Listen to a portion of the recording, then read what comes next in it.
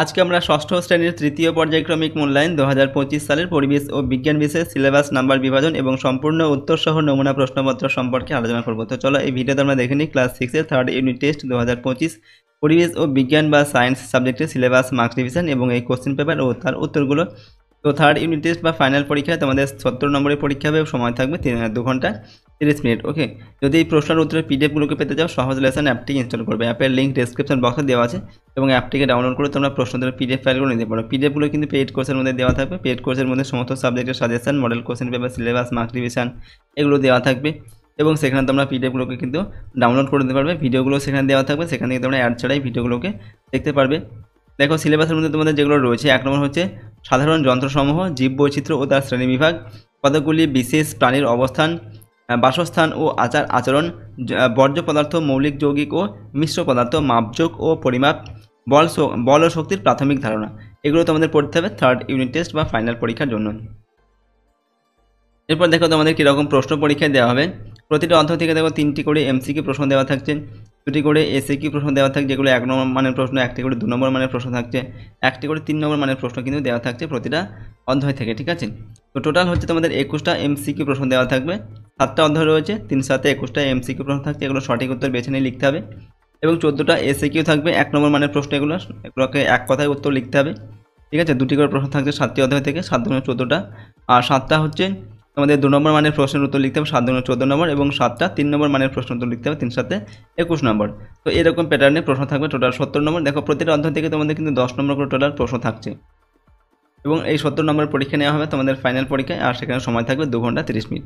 তো আমরা একটি কোশ্চেন পেপার এবং তার উত্তর এখান থেকে দেখে নেব। 1 নম্বর থেকে বলা হচ্ছে সঠিক উত্তরটি বেছে নিয়ে লেখো। এখানে 21টা প্রশ্নের উত্তর লিখতে হবে এবং প্রশ্নের মান দেওয়া আছে 1 নম্বর করে 1 × 21 = 21। নাম্বার 1, দাঁড়িপাল্লা হলো যে শ্রেণীর লিভার, তা হলো প্রথম, দ্বিতীয়, তৃতীয় না চতুর্থ। তো দাঁড়িপাল্লা এটা হচ্ছে প্রথম শ্রেণীর লিভার। 2 নম্বর, টিকটিকি যে পর্বের প্রাণী সেটা সরীসৃপ, মৎস্য না উভচর না পক্ষী। তো টিকটিকি যে পর্বের প্রাণী, টিকটিকি হচ্ছে সরীসৃপ পর্বের প্রাণী। 3 নম্বর, বছরে সবসময় যে প্রাণীটিকে দেখা যায় না সেটা হচ্ছে বুনো হাঁস। তারপর হচ্ছে পরিযায়ী বুনো হাঁস, কাক, চিল না কাঠঠোকরা। তো বছরে সবসময় যে প্রাণীটিকে দেখা যায় না সেটা হচ্ছে পরিযায়ী বুনো হাঁস, এটাকে বছরে সবসময় দেখা যায় না। নেক্সট, ফেলে দেওয়া জিনিস থেকে নতুন কাজের জিনিস তৈরি করার পদ্ধতি হলো রিডিউস, রিইউজ, রিসাইকেল, রিফিউজ। তো ফেলে দেওয়া জিনিস থেকে আবার নতুন জিনিস যেটা তৈরি করা হয় সেটাকে বলা হয় রিসাইকেল। ওকে, অপশান সিটা। পরের প্রশ্ন হচ্ছে নাম্বার 5, তেজস্ক্রিয় বর্জ্য হলো লোহা, তারপর তামা, ইউরেনিয়াম না অ্যালুমিনিয়াম। তো তেজস্ক্রিয় বর্জ্য হচ্ছে ইউরেনিয়াম। 6 নম্বর দাগের প্রশ্ন হচ্ছে প্রথম শ্রেণীর খাদক হরিণ, বাঘ, সাপ না ব্যাং। তো প্রথম শ্রেণীর খাদক হচ্ছে হরিণ। হরিণ কি খায়? সবুজ লতাপাতা খায়, তার জন্য এটা হচ্ছে প্রথম শ্রেণীর খাদক। ডিডিটি পাওয়া যায় বাজার থেকে, জমি থেকে, স্বাস্থ্য কেন্দ্র থেকে, পুরসভা থেকে, দেওয়া হবে জমি থেকে পাওয়া যায়।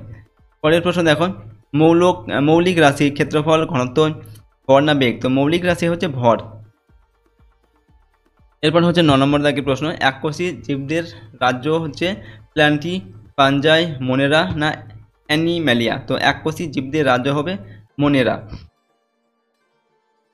নততল হলো হাঁড়াসি, সিঁড়ি, এরপর হচ্ছে সাইকেল না ঠেলাগাড়ি। তো নততল হচ্ছে কি হবে সিঁড়ি, সিঁড়ি হচ্ছে একটি নততল।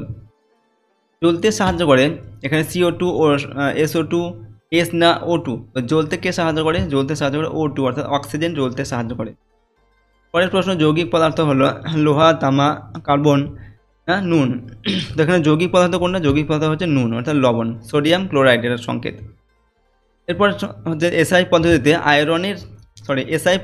আয়তনের একক, ঘনমিটার, গ্রাম, কিলোমিটার, সেন্টিমিটার। তো এসআই পদ্ধতিতে আয়তনের একক হচ্ছে কি ঘনমিটার। তড়িতের কুপরিবাহী তামা, লোহা, গ্রাফাইট না প্লাস্টিক। তো এগুলোর মধ্যে তড়িতের কুপরিবাহী হচ্ছে প্লাস্টিক, প্লাস্টিক তড়িৎ পরিবহন করে না। ম্যাঙ্গানিজের চিহ্ন MgCr, Mn না Na। তো ম্যাঙ্গানিজ এর চিহ্ন হচ্ছে Ma, Mg হচ্ছে ম্যাগনেসিয়ামের চিহ্ন। ঠিক আছে, পরের প্রশ্ন দেখো, কপিকল ব্যবহৃত হয় পাহাড়ে উঠতে, জল তুলতে, সাইকেল চালাতে, খাদ্য চিবোতে। তো কপিকল ব্যবহৃত হয় জল তুলতে। সৌরশক্তি বিদ্যুৎ শক্তিতে রূপান্তরিত হয় উইন্ড মিলে, টারবাইনে, সৌরকোষে, চালক সংশ্লেষের দ্বারা। তো সৌরশক্তি বিদ্যুৎ শক্তিতে রূপান্তরিত হয় সৌরকোষে।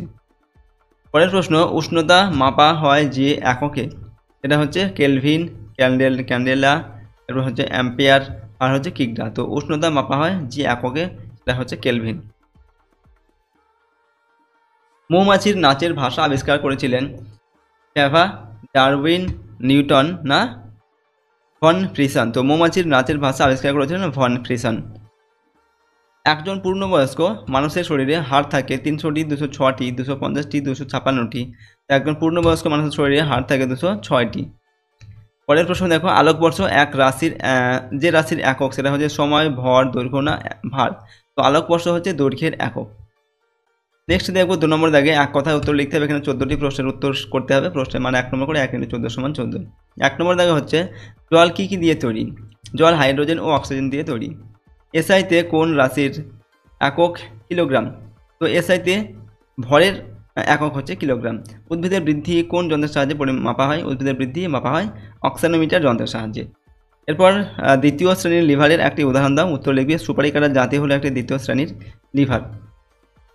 কলার খোসা কী প্রকারের বর্জ্য পদার্থ? কলার খোসা জৈব ভঙ্গুর প্রকৃতির বর্জ্য পদার্থ। এরপর হচ্ছে জলকে দূষিত করে কোন ধাতুকল্প? জলকে দূষিত করে যে ধাতুকল্পটি সেটি হচ্ছে আর্সেনিক। কিসের মাধ্যমে নদীর জল থেকে বিদ্যুৎ শক্তি উৎপাদন করা হয়? টারবাইনের মাধ্যমে নদীর জল থেকে বিদ্যুৎ শক্তি উৎপাদন করা হয়। একটি মৌলিক পদার্থের উদাহরণ দাও। লোহা একটি মৌলিক পদার্থ। একটি পরিযায়ী পাখির উদাহরণ দাও। একটি পরিযায়ী পাখি হলো সাইবেরিয়ান ক্রেন। একটি তরল ধাতুর নাম লেখো। একটি তরল ধাতু হলো পারদ। তারপর হচ্ছে খাদ্য পিরামিডের প্রতিটি ধাপকে কি বলে? খাদ্য পিরামিডের প্রতিটি ধাপকে বলে ট্রফিক লেভেল। ঠিক আছে। রতনলাল ব্রহ্মচারী কি নিয়ে গবেষণা করেন? এখানে লিখবে রতনলাল ব্রহ্মচারী বাঘ নিয়ে গবেষণা করেন। ক্যালসিয়ামের চিহ্ন কি?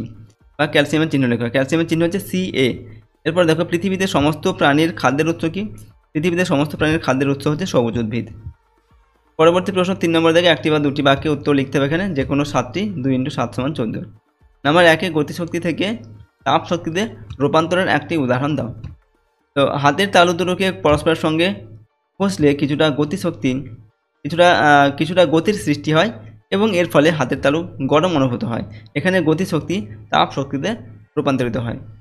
এরপর তুমি যে বাড়িতে থাকো তা কি প্রকৃত স্থির?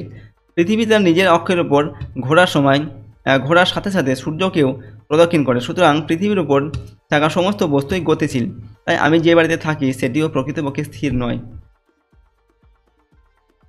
জলে চিনি গোলার পর চিনিকে চোখে দেখা যায় না। কি পরীক্ষা করে তুমি বলতে পারবে চিনি হারিয়ে যায়নি, দ্রবণেই আছে? দেখো, জলে চিনি গোলার পর চিনি ও জলকে আলাদাভাবে ওজন করে নিতে হবে। জলে গোলার আগে চিনি ও জলকে আলাদাভাবে ওজন করে নিতে হবে। ওকে। এরপর জলে গোলার পর চিনি মিশ্রিত জলের আবার ওজন নিতে হবে। দেখা যাবে যে আগের চিনি ও জলের মোট ওজন এবং পরে চিনি মিশ্রিত জলের ওজন একই, এবং শুধু জলের স্বাদ মিষ্টি নয়, কিন্তু চিনি মিশ্রিত জলের স্বাদ মিষ্টি। এই দুটি পরীক্ষা থেকে বোঝা যায় চিনি জলে হারিয়ে যায়নি, দ্রবণেই আছে। এরপরের প্রশ্ন জীবাশ্ম জ্বালানির দুটি উদাহরণ দাও। দুটি জীবাশ্ম জ্বালানি হলো কয়লা, পেট্রোলিয়াম, এইগুলো। ঠিক আছে। Diesel, kerosene. ভিটামিন এ আর ডি এর অভাবে আমাদের শরীরে কি সমস্যা হতে পারে? তো ভিটামিন এ এর অভাবে রাতকানা রোগ হয়। ভিটামিন ডি এর অভাবে শিশুদের রিকেট রোগ দেখা যায়। এরপর দেখো, তোমার হাত একটি 3য় শ্রেণীর লিভার। এর আলম্ব বিন্দু কোথায়?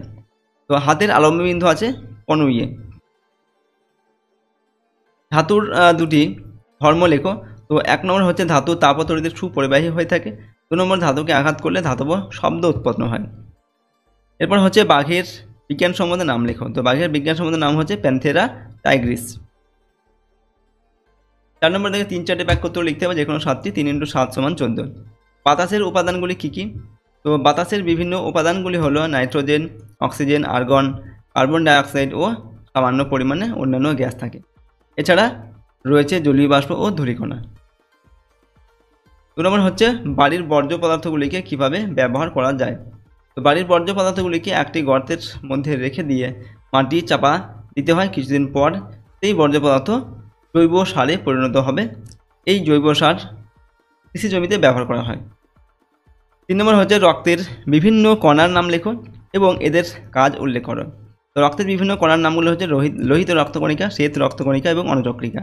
লোহিত রক্তকণিকার কাজ হচ্ছে শরীরের বিভিন্ন অংশে অক্সিজেন সরবরাহ করা। শ্বেত রক্তকণিকা শরীরের রোগ জীবাণুকে ধ্বংস করে এবং অনুচক্রিকা রক্তকে জমাট বাঁধতে সাহায্য করে। 4 নম্বর, লিন্ডেম্যানের 10% সূত্রের ব্যাখ্যা করো।